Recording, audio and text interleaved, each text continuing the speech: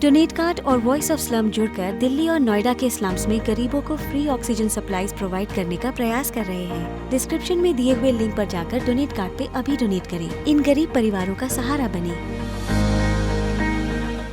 नमस्कार, आप देख रहे हैं यूपी तक और आपके साथ मैं हूं सुषमा। उत्तर प्रदेश की सियासत कैसे लखनऊ से दिल्ली तक भागती नजर आती है, तमाम तरह की खबरें चर्चाएं सामने आती हैं। तो एक नाम फिर से खूब चर्चा में है, हालांकि पिछले काफी वक्त से चर्चा में है, खासतौर पर जब ये कोरोना की दूसरी लहर आई उसके बाद से अचानक से ये नाम चर्चा में आ गया। हम बात कर रहे हैं मोदी मैन की, यानी ए.के. शर्मा की। अब जब ये तमाम बैठकें हो रही हैं दिल्ली की, तो उसमें भी ए.के. शर्मा एक अहम कैरेक्टर के तौर पर नजर आ रहे हैं। अब दो तरीके से वो इस कैरेक्टर में नजर आते हैं। एक तो जैसा पहले से चर्चा थी कि मंत्रिमंडल में उनको एक अहम जिम्मेदारी दी जा सकती है, लेकिन उससे बड़ी खबर यह है कि जब बीजेपी तमाम गणित को लगाने में जुटी हुई है, तमाम समीकरणों को साधने में जुटी हुई है, खासतौर पर जातीय समीकरणों को, छोटे दलों को अपने साथ रखने की कोशिश में लगी हुई है, अपने घटक दल जो उसके सहयोगी दल हैं, एनडीए के जो घटक दल हैं, उनके साथ जो नाराजगी है उसको दूर करने की कोशिश में लगी हुई है। तो उसमें ए.के. शर्मा एक बहुत बड़े कैरेक्टर के तौर पर दिखाई दे रहे हैं। कहा यह जा रहा है कि जो सुलह सपाटा हो रही है, ये जो बैठकें हो रही हैं, इसका बैकग्राउंड तैयार किया है ए.के. शर्मा ने, जो मोदी के बेहद करीबी हैं। अब ये बात क्यों कही जा रही है वो हम आपको बताते हैं। दरअसल ए.के. शर्मा ने खुद ट्वीट कर ये जानकारी दी कि निषाद पार्टी के नेताओं से उनकी मुलाकात हुई। संजय निषाद और प्रवीण निषाद के साथ उनकी भेंट होती है, उसकी तस्वीरें भी वो शेयर करते हैं और इस ट्वीट में वो क्या कहते हैं वो जरा देखिए। तो आपने ट्वीट देखा कि कैसे यहाँ पर निषाद पार्टी के नेताओं के साथ ए.के. शर्मा मिलते हैं। अब ये निषाद पार्टी क्यों महत्वपूर्ण है, या अपना दल के नेताओं के साथ जो उनके संपर्क की खबरें आ रही हैं वो क्यों महत्वपूर्ण है, उसे समझिए। पूर्वांचल की जिम्मेदारी पूरी तरीके से ए.के. शर्मा के कंधों पर दिखाई देती है। जी हाँ, योगी के गढ़ में न केवल कोविड को लेकर वो एक्टिव दिखाई देते हैं, बल्कि सियासी जमीन भी उनकी तैयार होती दिखाई देती है।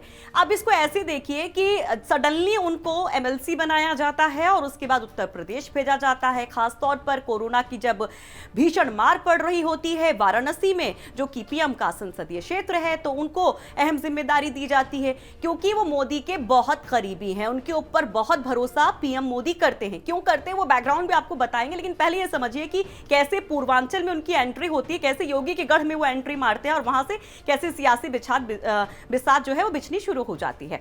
तो कोविड की लहर में वाराणसी जब बहुत जूझ रहा था, बहुत बुरी सिचुएशन से गुजर रहा था, तो एक मॉडल तैयार किया गया। वहां पर बहुत एक्टिव दिखाई देते हैं के शर्मा, क्योंकि एक आईएएस ऑफिसर थे, तो बखूबी उन्होंने हालात को समझते हुए एक्टिव तौर पर उन चीजों को कंट्रोल कर लिया। और केवल वाराणसी तक ही नहीं, बल्कि धीरे धीरे ये बढ़ा बाकी जिलों में। हम बलिया की बात कर ले, हम मऊ की बात कर ले, हम गाजीपुर की बात कर ले, ऐसे करीब 17 जिले पूर्वांचल के, यहाँ तक कि गोरखपुर तक में ए.के. शर्मा एक्टिव नजर आते हैं। वहां के जो कोविड कमांड सेंटर्स होते हैं, तमाम अपडेट्स ले रहे होते हैं, अधिकारियों के कांटेक्ट में रहते हैं और इंस्ट्रक्शंस दे रहे होते हैं कि कैसे चीजों को अप्लाई किया जाए, किस नीति के साथ आगे बढ़ा जाए, ताकि कोविड के जो मामले हैं वो कम हो और लोगों को राहत मिल पाए।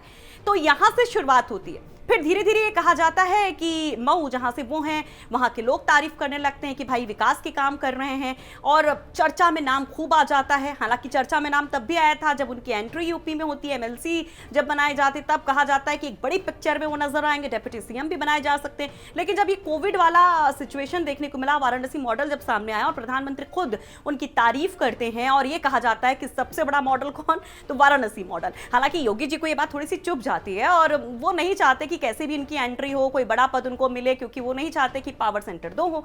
ये बात अलग रही, लेकिन वो लगातार पूर्वांचल की सियासत में एक्टिव है। पता आपको चली गया कि कैसे निषाद पार्टी के नेताओं के साथ भी मिल रहे हैं, वहां पर भी सुलह करवा रहे हैं, चीजों को मैनेज करने की कोशिश कर रहे हैं, और दूसरी तरफ अपना दल के नेताओं के भी संपर्क में हैं। तो एक राजनीतिक अगर हम पृष्ठभूमि की बात करें तो कोई पृष्ठभूमि उनकी नहीं थी, वो एक अधिकारी थे और मोदी जी के बेहद खास थे। चलिए अब चलते चलते आपको बता देते हैं कि मोदी जी के खास क्यों थे, क्यों इतना भरोसा मोदी जी उनके ऊपर करते हैं। 2001 में जब प्रधानमंत्री मोदी मुख्यमंत्री बनते हैं गुजरात के, ये उस समय की बात है, जब वो गुजरात के मुख्यमंत्री बनते हैं तो सचिव होते हैं के शर्मा।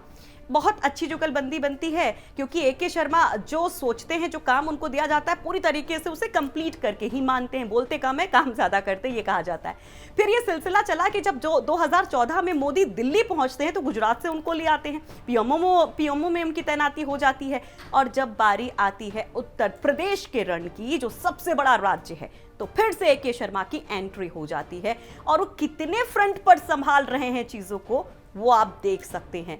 यानी इतने फ्रंट पर जो एक राजनीतिक पृष्ठभूमि उनके आने के पहले तैयार की गई, जिस तरह से उनका नाम आगे बढ़ाया गया, इतना बड़ा चेहरा उनको बनाया गया, उसको देखते हुए आप कह सकते हैं कि जल्द ही कुछ बड़ा होने वाला है। अब सवाल यह है कि ये चुनाव के पहले होगा या चुनाव के बाद होगा। तो खबरों की खबर हम लेते रहेंगे, हर एक सियासी नब्ज पकड़कर आपको समझाते रहेंगे। बने रहिए यूपी तक के साथ।